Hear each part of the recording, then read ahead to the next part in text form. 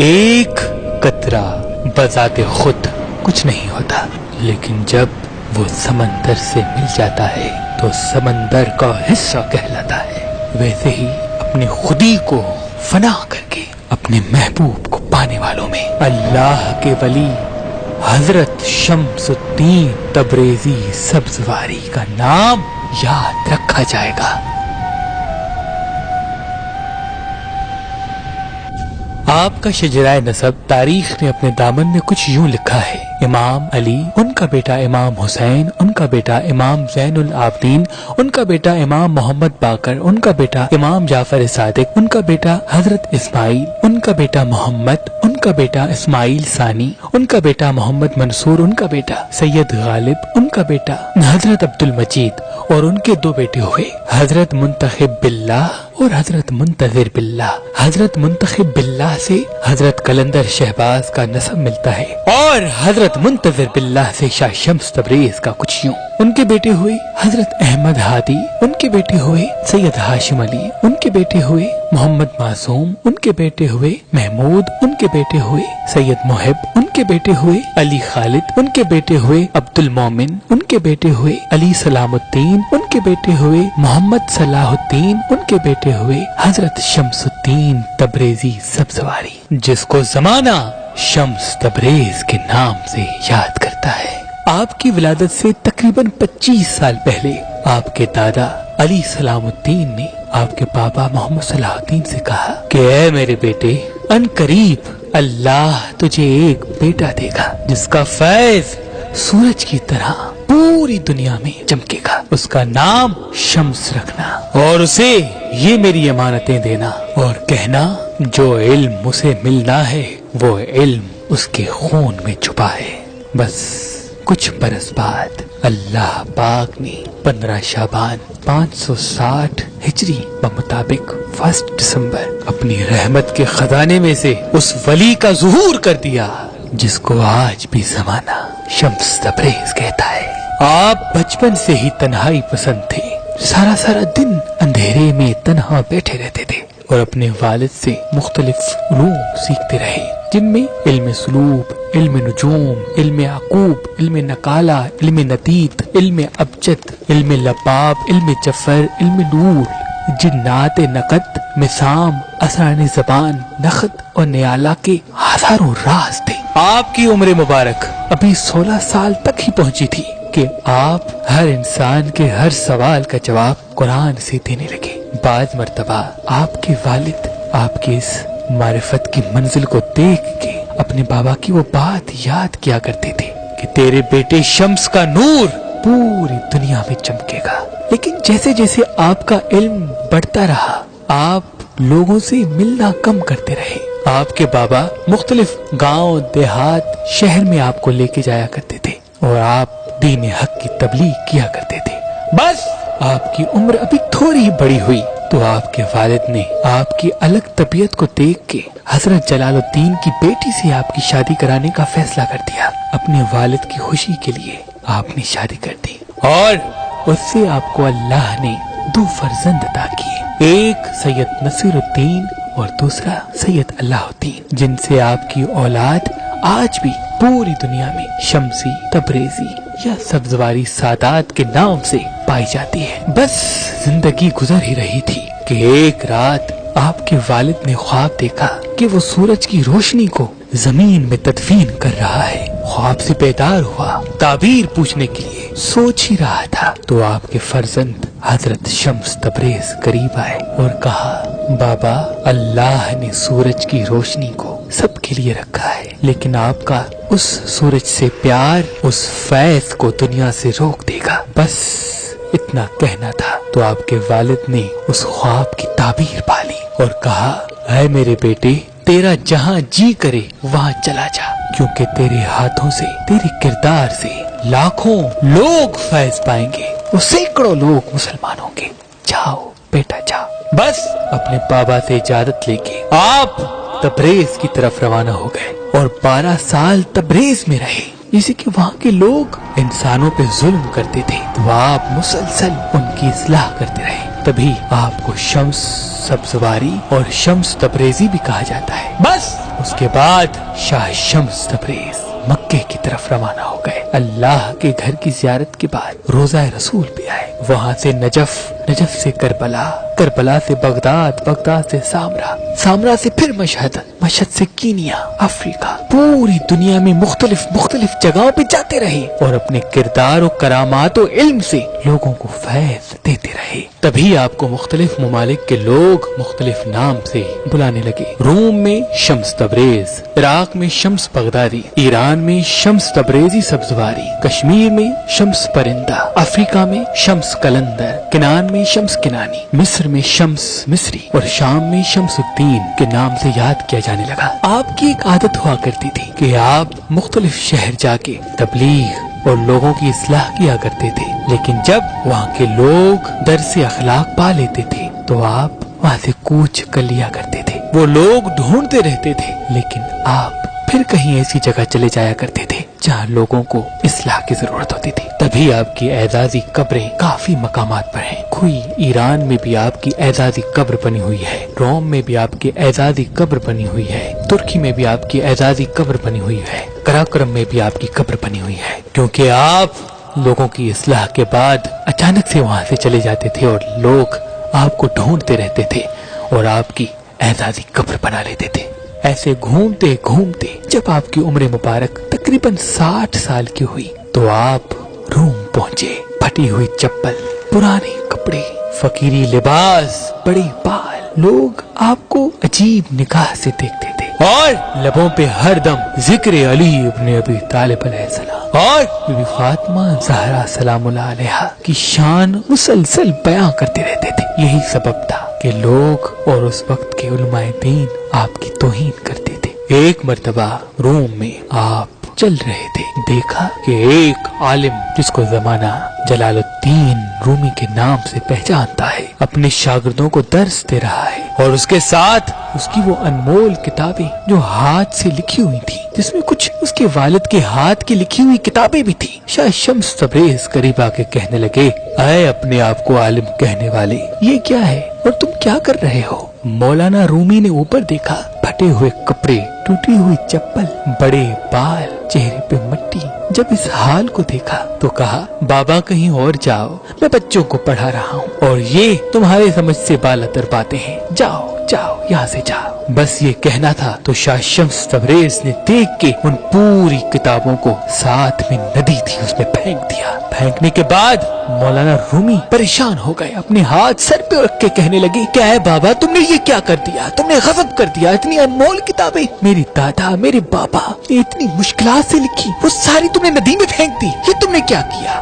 مولانا رومی کے شاگرد شاہ شمس تبریز کی توہین کرنے لگے۔ آپ سب کو دیکھتے رہے اور اشارہ کیا کہ رکو۔ ندی میں ہاتھ ڈالا اور ایک ایک کتاب کو باہر نکالا اور مولانا رومی کے ہاتھ میں وہ کتابیں ایک ایک کر کے جمع کر دی۔ تو مولانا رومی نے جیسے دیکھا وہ کتاب خشک اور اس کتابوں سے مٹی نکل رہی ہے، وہ دیکھ کے حیران ہو گئے اور شاہ شمس تبریز سے پوچھنے لگے، اے بابا یہ کیا ہے؟ شاہ شمس تبریز نے کہا، یہ وہ ہے جو تم نہیں جانتے۔ بس شاہ شمس تبریز یہ کہہ کے چلے گئے اور مولانا رومی اپنے شاگردوں کو چھوڑ کے شاہ شمس تبریز کے پیچھے پیچھے آنے لگے اور قدموں میں گر گئے اور کہنے لگے، مجھے معاف کرنا، مجھے اپنا شاگرد بناؤ، جو علم تمہارے پاس ہے مجھے بھی سکھا۔ تو شاہ شمس تبریز نے کہا، علم ڈھونڈنے سے نہیں بلکہ خود کو کھونے سے ملتا ہے، کیونکہ ایک قطرہ کچھ نہیں ہوتا، لیکن جب وہ سمندر سے مل جاتا ہے تو سمندر کا حصہ کہلاتا ہے۔ بس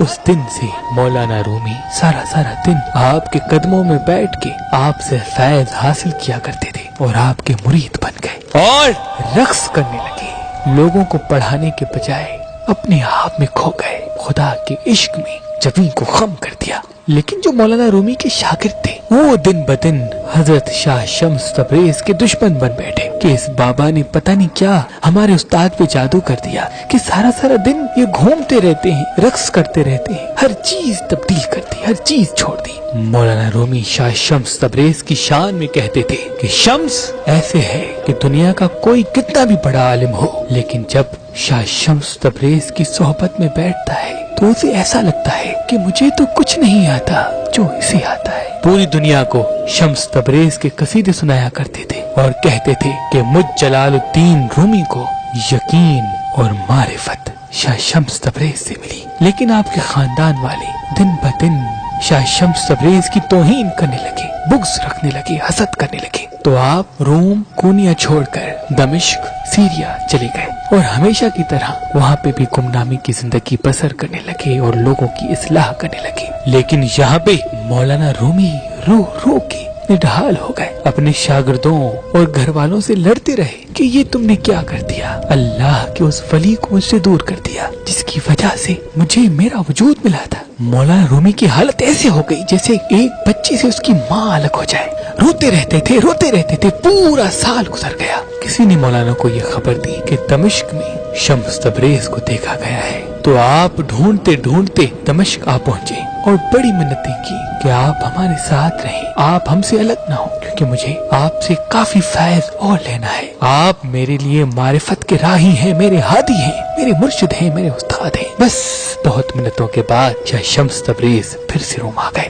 اور ساتھ رہنے لگے۔ تو پھر سے مولانا رومی نہ مدرسہ، نہ جمعے کا خطبہ، نہ شاگردوں کو علم، نہ کسی سے بات، بس فقیروں کی طرح اپنے خودی میں کھوئے ہوئے شاہ شمس تبریز کے ساتھ معرفت کی راہ پہ اکیلے چل پڑے۔ کچھ وقت تو لوگوں نے صبر کیا، لیکن پھر سے منافقین اٹھے، حاسدین اٹھے اور کہنے لگے کہ جب تک یہ ڈھونگی بابا ہوگا تب تک ہمارا استاد ہمیں علم نہیں دے گا، آؤ اس بابا کو قتل کر لیتے ہیں، مار دیتے ہیں۔ شاہ شمس تبریز نے اپنے شاگرد مولانا رومی سے کہا کہ تمہارے لوگ مجھے مارنا چاہتے ہیں۔ مولانا رومی نے کہا کس میں ہے ہمت کہ میرے استاد کو ہاتھ لگائے؟ شاہ شمس تبریز نے کہا بس جتنا تمہیں سیکھنا تھا مجھ سے تم سیکھ چکے، اب تم فیض اپنے الفاظ میں ڈھال کے زمانے تک پہنچاؤ۔ بس یہ کہہ کر جب سوئے اور سو کے اٹھنا تھا تو مولانا رومی نے بہت ڈھونڈا، شاہ شمس تبریز کو نہ پایا۔ کبھی دائیں دیکھتے ہیں، کبھی بائیں دیکھتے ہیں، کبھی گھر کے باہر دیکھتے ہیں، کبھی پورا شہر ڈھونڈنے لگتے ہیں۔ لوگوں کو کہتے ہیں شمس تبریز کہاں گیا، شمس تبریز کہاں گیا؟ لوگ کہتے ہیں ہم نے نہیں دیکھا، ہم نے نہیں دیکھا۔ وہ ڈھونڈنے لگے، رونے لگے، تڑپنے لگے، لیکن شمس تبریز پھر کبھی نہیں ملا۔ وہ واپس دمشق گئے، وہاں ڈھونڈا، نہیں ملا۔ بس ایک رات شمس تبریز خواب میں آ کے کہتے ہیں میں نے تمہیں کہا نہیں تھا کہ تمہیں جو علم ملا اسے الفاظ کے لباس میں ڈھال کے لوگوں تک پہنچاؤ۔ ہمارا سفر بس یہیں تک تھا۔ اس خواب کے بعد مولانا رومی اپنے فیض معرفت سے لوگوں کو متوجہ کرتے رہے اور آپ کے عشق میں آپ کی ایک اعزازی قبر بنا لی۔ جب بھی یاد آتی تو آ کے آپ کی قبر کو سلام کرتے تھے اور شاہ شمس تبریز وہاں سے امام علی کے روزے پہ آ کے ایک فقیر کی طرح بیٹھ کے زندگی بسر کرنے لگے۔ کبھی کسی گاؤں، کبھی کسی شہر جاتے تھے، لوگوں کی اصلاح کر کے پھر سے روزہ امام علی پہ آ کے بیٹھ جاتے تھے۔ بس ایک مرتبہ آپ امام موسیٰ کاظم علیہ السلام کے روزے کی زیارت کے لیے بغداد گئے تو بغداد کا بادشاہ رستے سے جا رہا تھا، سب اپنے سر کو جھکا کے کھڑے تھے، لیکن شاہ شمس تبریز باروب اس بادشاہ کے چہرے کو دیکھ رہے تھے۔ بادشاہ کو یہ بات پسند نہیں آئی، اس نے کہا یہ فقیر کون ہے؟ لوگوں نے کہا پتا نہیں، ایسے ہی کوئی فقیر ہے آیا ہے۔ اس نے شاہ شمس تبریز کو قید کرا کے اپنے محل بلایا اور توہین کی، بہت کچھ کہا۔ شاہ شمس تبریز صرف دیکھتے رہے، بہت توہین کے بعد اپنے محل سے نکال دیا۔ بس شاہ شمس تبریز کا بغداد سے نجف کی طرف جانا تھا کہ اتنی دیر میں اس بادشاہ کا بیٹا مر گیا۔ بیٹے کا مرنا تھا تو لوگوں میں یہ چرچا شروع ہو گیا کہ شاید اس فقیر کی بد دعا لگی ہے جس کو بادشاہ اتنا برا بھلا کہہ رہا تھا۔ اس نے کچھ بھی نہیں کہا۔ بادشاہ کو اس بات کا احساس ہوا، اس نے اپنے سپاہیوں سے کہا کہ جاؤ ڈھونڈو، اس فقیر کو ڈھونڈو، مجھ سے بڑی غلطی ہو گئی، میں اسے معافی مانگنا چاہتا ہوں، مجھے اتنی بڑی سزا نہ دے، جاؤ اسے ڈھونڈو۔ کسی نے کہا کہ ہم اس فقیر کو نجف میں دیکھتے ہیں، وہ روضہ علی کے سائے میں بیٹھا ہوتا ہے۔ آتے ہیں اور شاہ شمس تبریز کے قدموں پہ گر کے کہتے ہیں اے اللہ کے ولی چلو بادشاہ کے پاس۔ تو آپ نے کہا کون بادشاہ؟ میرا بادشاہ صرف علی ہے۔ لوگوں نے کہا آپ چلیں، وہ آپ سے معافی مانگنا چاہتا ہے، اس کا بیٹا مر گیا اور اسے یہ لگتا ہے کہ اسے آپ کی بد دعا لگی ہے۔ बस ये कहना था। तो आपने कहा जाओ अपने बादशाह और उसके मरे हुए बेटे को मेरे बादशाह अली की दरबार में लेके आओ। बस वो बादशाह रोते रोते अपने बेटे की लाश को लेके शाह शम्स तबरेज के पास आया और दस्ते अदब को जोड़ के अर्ज करने लगा, ऐ अल्लाह के वली मुझे माफ करना, मैं दौलत के नशे में मस्त था, आपके दिल को दुखाने के सबब अल्लाह ने मुझसे मेरा बेटा ले लिया। शाह शम्स तबरेज ने कहा, जिंदगी और मौत अल्लाह के हाथ है। उस बादशाह ने रोक के कहा, ऐ अल्लाह के वली, आप सिर्फ अल्लाह से ये कहे कि अगर आपके दिल दुखने के सबब मेरा बेटा मरा है तो वो जिंदा हो जाए, बस ये कहे। तो शाह शम्स तबरेज ने हाथों को उठा के कहा, ऐ अल्लाह, अगर इस बादशाह कहलाने वाले इंसान का बेटा इसलिए मर गया कि उसने तेरे बंदे का दिल दुखाया, तो इसका बेटा मेरी दुआ से जिंदा कर दे, बस ये कहना था। तो बादशाह का बेटा जिंदा होके खड़ा हो गया। लोग हैरान हो गए कि ये क्या हुआ, 2 दिन से मरा हुआ इंसान कैसे जिंदा हो गया। यकीनन ये बहुत बड़ा जादूगर है, इसकी खाल उतारो, इसे संसार करो, इसे जलावतन करो। ये बातें फैलने लगी। आपने जलाल में सबको देखा और कहा, अल्लाह के मोजज़े को जादू कहते हो, तुम्हें खाल चाहिए, ये लो। बस अपने हाथों से अपने बालों को पकड़ा और खींच के अपनी खाल उतार के उसके कदमों में फेंक दी। सब देखते रहे और आप बगदाद से हिंदुस्तान की तरफ रवाना हो गए। इस मोजज़े के बाद वो जो बेटा जिंदा हुआ था, उसने अपने बाबा से कहा कि मेरी जिंदगी शम्स तबरेज की दुआ का सदका है, आज के बाद मैं इनका गुलाम बन के रहूंगा। तो बस आपके साथ एक आपका बेटा नसीरुद्दीन और दूसरा वो शहजादा मोहम्मद चलते रहे। दरियाए जनाब से होते होते मुल्तान आ पहुँचे। मुल्तान का तारीखी पस मंजर कुछ यूं है कि ये शहर सदियों से आबाद है। हजारों साल पहले एक कौम जिसका नाम माली था यहाँ आके रहने लगी। सन 17 में आबाद होने को अस्थान कहते हैं, तो यूं इस शहर का नाम माली अस्थान पड़ गया, जो रफ्ता रफ्ता मालीतान और मालीतान से मुल्तान हो गया। शाह शम्स तबरेज जब अपने मुबारक कदम लेके इस शहर पहुंचे तो ना आपके जिस्म पे खाल थी, ना पहनने के लिए अच्छे कपड़े, ना पाँव में नाले, बस जिस्म से खून बहता रहा और मुसलसल खून बहने से कीड़े आपके जिस्म से लिपटे हुए होते थे। लोग आपसे नफरत किया करते थे, कोई आपसे बात तक नहीं करता था, कोई आपके करीब आके आपको खाना तक नहीं देता था, लेकिन आप अपने वजद में अपने खुदा के इश्क में मसरूफ रहा करते थे। बिल आखिर उस शहजादे के बेटे को बेइंतहा भूख लगी, तो किसी ने थोड़ा सा गोश्त अल्लाह के नाम पे उसको दे दिया कि जाओ, तुम परदेसी हो, जाओ खाओ। उस गोश्त को पकाने के लिए पूरा मुल्तान फिरता रहा, किसी ने गोश्त पका के न दिया। बिलाखिर चंद लोगों ने उस शहजादे को मारना शुरू कर दिया, ऐसा मारा कि वो रोता रोता शम्स तबरेज के पास आया और कहने लगा, ऐ अल्लाह के वली, यहाँ के लोग बहुत बुरे हैं, इनके पास किसी गरीब इंसान का कोई एहसास तक नहीं, चलो यहाँ से चलते हैं। बस शाह शम्स तबरेज ने अपनी झुकी हुई निगाहों को उठाया और क्या देखें कि उनके मुरीद का चेहरा खून से लाल और वो भूख से निढाल। शाह शम्स तबरेज ने देख के कहा, तुम्हें ये गोश्त खाना है? उसने रोके कहा, ऐ अल्लाह के वली, मैंने 2 दिन से कुछ नहीं खाया।